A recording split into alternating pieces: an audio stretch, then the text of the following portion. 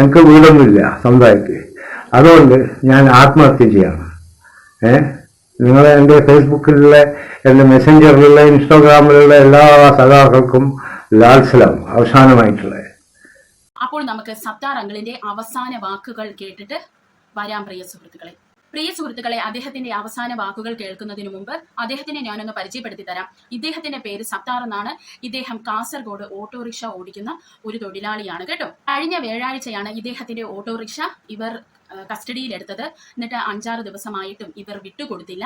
ഇദ്ദേഹം ഒരു heart patient ആണ്. സ്വന്തമായി ഒരു വീടോ ഒന്നുമില്ല. അദ്ദേഹത്തിന് കാല് വയ്യാത്തതാണ്. അപ്പോൾ അദ്ദേഹത്തിന്റെ പ്രായം തന്നെ നിങ്ങൾക്കറിയാം. നല്ല പ്രായം ചെന്ന ഒരു അങ്കിളാണ് ഇതെന്ന് പറയുന്നത്. അപ്പോൾ ഈ പ്രായത്തിലും ഇങ്ങനെ അധ്വാനിക്കണമെങ്കിൽ അദ്ദേഹത്തിന്റെ കഷ്ടപ്പാട് നമുക്കൊന്ന് എക്സ്പെക്ട് ചെയ്യാവുന്നതേ ഉള്ളൂ അല്ലേ. അദ്ദേഹത്തിന് ജീവിക്കാൻ വേറെ ഒരു വഴിയും ഇല്ലാതെ ഈ പോലീസുകാരുടെ ടോർച്ചറിങ് സഹിക്ക വയ്യാതെയാണ് അദ്ദേഹം ആത്മഹത്യ ചെയ്തത്. അദ്ദേഹം ആത്മഹത്യ ചെയ്യാനുള്ള കാരണമെന്ന് പറയുന്നത് കാസർഗോഡ് SI അനൂപ് കാരണമാണ്. അങ്ങനെ ഇദ്ദേഹത്തിന്റെ മരണവുമായി ബന്ധപ്പെട്ട് ഓട്ടോറിക്ഷ തൊഴിലാളികൾ എല്ലാവരും കൂടി അവിടെ പോയി പ്രശ്നമുണ്ടാക്കുകയും ജില്ലാ പോലീസ് മേധാവി ശില്പ ഇദ്ദേഹത്തിനെ അവിടെ നിന്ന് സ്ഥലം മാറ്റുകയും ചെയ്ത്. ഇത് എന്ത് രീതിയിലുള്ള ശിക്ഷയാണെന്ന് എനിക്ക് അറിയത്തില്ല പ്രിയ സുഹൃത്തുക്കളെ. ഒരാളുടെ മരണത്തിന് ഇടയാക്കിയ ഈ പോലീസുകാരനെ സ്ഥലം മാറ്റിയാണ് ഇപ്പോൾ രക്ഷിച്ചു വെച്ചിരിക്കുന്നത്. പ്രിയ സുഹൃത്തുക്കളെ, ഇതിൽ ഇദ്ദേഹം ലാസ്റ്റ് ലാൽ സലാം എന്ന് പറഞ്ഞാണ് അവസാനിപ്പിച്ചിരിക്കുന്നത്. ഇതൊരു ഓർമ്മപ്പെടുത്തലും കൂടിയാണ്. നമ്മുടെ സർക്കാരുകളൊന്നും നമുക്ക് പാവങ്ങൾക്ക് ഒരു രീതിയിലുള്ള സഹായങ്ങളും ചെയ്യുന്നില്ല. ഇദ്ദേഹം ഒരു കമ്മ്യൂണിസ്റ്റ് പാർട്ടിക്കാരനാണെന്ന് നമുക്ക് ഇതിൽ നിന്ന് മനസ്സിലാക്കാം. ഏതായിരുന്നാലും നിങ്ങളാരും പാവങ്ങളെ തിരിഞ്ഞു നോക്കുന്നില്ല. അപ്പോൾ അവരുടെ കഞ്ഞിയിൽ പാറ്റ ഇടാതെയെങ്കിലും ശ്രമിക്കുക എന്നാണ് എനിക്കിവിടെ പറയാനുള്ളത്. കാസർഗോഡ് റെയിൽവേ സ്റ്റേഷന് സമീപമുള്ള ക്വാർട്ടേഴ്സിലാണ് തൂങ്ങി മരിച്ചിരിക്കുന്നത്. ഇദ്ദേഹത്തിന്റെ ഓട്ടോറിക്ഷ ഇദ്ദേഹം പെറ്റി അടച്ചെങ്കിൽ പോലും അത് വിട്ടുകൊടുക്കാനും പറ്റുമായിരുന്നു. എന്നിട്ട് പോലും ഈ SI അനൂപ് ഇത് വിട്ടുകൊടുത്തില്ല. എന്തിന്? DYSPയുടെ നിർദ്ദേശവും ഉണ്ടായിരുന്നു ആ ഓട്ടോ വിട്ടുകൊടുക്കണമെന്നും. എന്നിട്ടും അഹങ്കാരം മൂത്ത് ഇദ്ദേഹം വിട്ടുകൊടുത്തില്ല. ഇപ്പോൾ ഏതായിരുന്നാലും ഇഞ്ചി കുടിച്ച കുരങ്ങനെ പോലെയാണ് നമ്മുടെ SI അനൂപിന്റെ ഒരു അവസ്ഥ.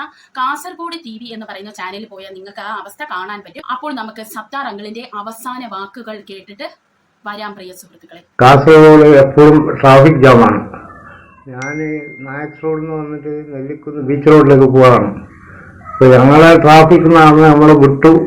ഞങ്ങൾ ഇറങ്ങി ലെഫ്റ്റ് എടുത്ത് റൈറ്റ് എടുത്ത് ഞങ്ങൾ പോകാൻ വേണ്ടി നോക്കുമ്പോൾ ഒരു മൂലക്ക് നിന്ന് ഹോം ഗാർഡ് ചാടി വണ്ടിയിൽ വീട് പോകാൻ പാടില്ല. അവിടെ റോഡ് ഫ്രീ ആയിരുന്നു, 2 സൈഡ് നിർത്തിയിട്ടുണ്ട്. എന്തായാലും വിട്ടില്ല. അപ്പോൾ ഞാൻ ചോദിച്ചു, ഇപ്പോൾ നമുക്ക് ബാക്കിൽ പോകാൻ പറ്റില്ല, ഫ്രണ്ടിലും പോകാൻ പറ്റില്ല, എന്തും ആക്കാൻ പറ്റില്ല എന്ന് പറഞ്ഞതുകൊണ്ട് അയാൾ താക്കോൽ കൂടിയിട്ട് പോയി. അപ്പോൾ ഉള്ളതും ബ്ലോക്കായി. എനിക്കെന്ത് ചെയ്യാൻ പറ്റും? ഒന്നും ചെയ്യാൻ പറ്റില്ല. പിന്നെ ആൾക്കാരെല്ലാം, വണ്ടിയിലെ ആൾക്കാരെല്ലാം ഒന്ന് ഇറങ്ങിയിട്ട് പ്രശ്നമാക്കുമ്പോൾ പിന്നെ താക്കോൽ കൊണ്ടുവന്നിട്ട് വണ്ടി സ്റ്റേഷനിൽ കൊണ്ടുവച്ചു. സ്റ്റേഷനിൽ കൊണ്ടുവച്ചിട്ട് പറഞ്ഞ് കുറേ നിയമമുണ്ടല്ലോ, കുറെ വകുപ്പ് ചാർത്തിട്ട് ഇവനവിടെ ഇട്ട് ഹോം അറസ്റ്റ് ആക്കിയിട്ടുണ്ട്. 2 ജാമ്യം വേണമെന്നെല്ലാം പറഞ്ഞു. എനിക്ക് 2 ജാമ്യം പോയിട്ട് എനിക്ക് ഇവിടെ കാസർഗോഡ് ആരുമില്ല. എൻ്റെ നാട് കാസർഗോഡാണ്. ഞാൻ കല്യാണം കഴിച്ച മാംഗ്ലൂരാണ്. ഞങ്ങളുടെ താമസമെല്ലാം മാംഗ്ലൂരാണ്. ഞങ്ങളുടെ ഒരു വാടക വീട്ടിൽ താമസിക്കുന്നുണ്ട്. ആഴ്ചയിൽ വീട്ടിലൊക്കെ പോകാറുണ്ട്. എനിക്ക് എൻ്റെ വീട്ടിലെ ചെലവിന് വരെ പൈസ കൊടുക്കാനില്ല. 3-ാം തീയതിയാണ് 31-ാം തീയതിയാണ് ഞാൻ ലോൺ അടിച്ചത് ലേറ്റായിട്ട്. അത് പകുതി അത് 6,000 കൊടുത്ത്, പിന്നെ ഞാൻ കൊടുത്തത് 3,000 3-ാം തീയതി. അങ്ങനെല്ലായിട്ട് ലോൺ കിട്ടിയത്. പിന്നെ എനിക്ക് സുഖമില്ല, ഞാൻ ഹാർട്ട് പേഷ്യൻ്റാണ്. എനിക്ക് രാവിലെ 5 മണിക്ക് ഞാൻ നിസ്കരിച്ചിട്ട് പോയാൽ പിന്നെ ഞാൻ വരുന്നത് ഉച്ചക്ക് 12 മണിക്ക്. ആ 12 മണിക്ക് വന്നാൽ ഭക്ഷണം വെച്ച് കഴിച്ച് ഗുളികയെല്ലാം കഴിച്ച് ഒരു 2 മണിക്കൂർ ഉറങ്ങും. അതിൻ്റെ വൈകുന്നേരം 4:30 പോകും.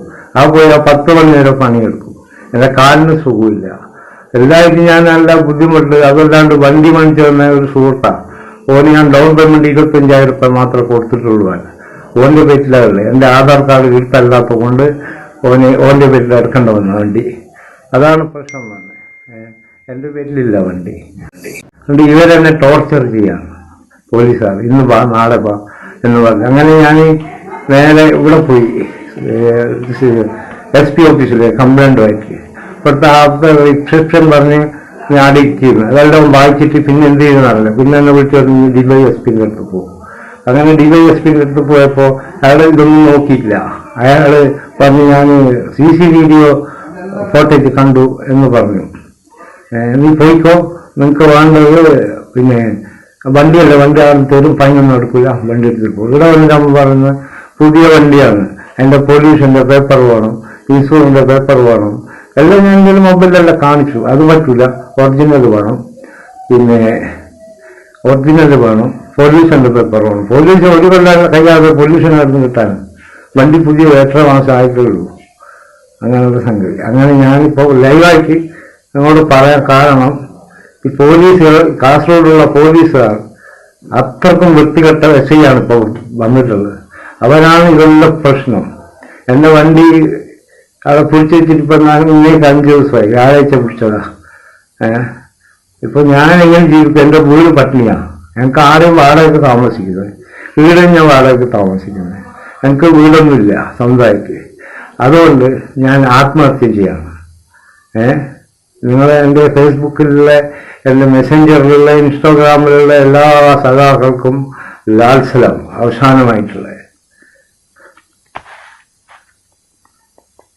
പ്രിയ സുഹൃത്തുക്കളെ, ഈ ഒരു വീഡിയോ എഡിറ്റ് ചെയ്യുന്ന സമയത്ത് അതിഭയങ്കരമായ മനപ്രയാസമാണ് എനിക്ക് തോന്നിയത്. അദ്ദേഹത്തിന് ആരുടെങ്കിലും ഒന്ന് ഹെൽപ്പ് ചോദിക്കാമായിരുന്നല്ലോ എന്ന് എനിക്ക് ഫീൽ ചെയ്തു പോയി. പക്ഷേ അത് പറഞ്ഞിട്ട് കാര്യമില്ല. അദ്ദേഹത്തിന്റെ അവസ്ഥ ഇതായിപ്പോയി. എല്ലാ പേപ്പേഴ്സും അദ്ദേഹം ഹാജരാക്കിയതാണ്.